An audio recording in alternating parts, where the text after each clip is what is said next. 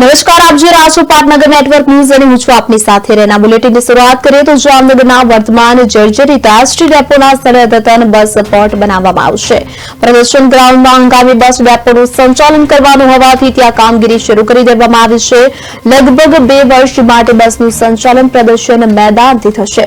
હંગામી સ્ટ્રક્ચર્સ ઊભું થઈ ગયા બાદ બસ ડેપોને ખસેડવામાં આવશે અને હયાત બસ ડેપોના બાંધકામને તોડી ત્યાં નવા બાંધકામનો પ્રારંભ થશે। જામનગરના લોકોને 2 વર્ષ બાદ અદ્યતન નવા એસટી બસ સ્પોટની સુવિધાઓ પ્રાપ્ત થશે।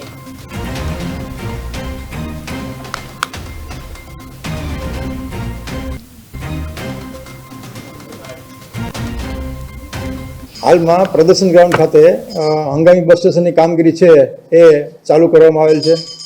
હંગામી બસ સ્ટેશન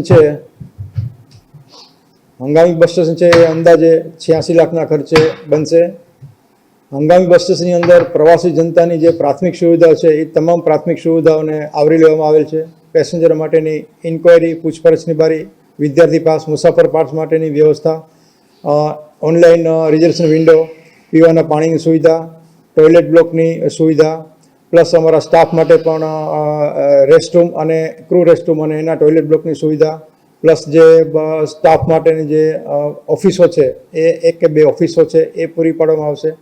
અંદાજે આ હંગામી બસ સ્ટેશન છે એ 2 મહિનાની અંદર તૈયાર થઈ જશે। ત્યારબાદ હાલનું જે હયાત બસ સ્ટેશન છે એ શિફ્ટ કરી અને હંગામી બસ સ્ટેશનની અંદર કાર્યરત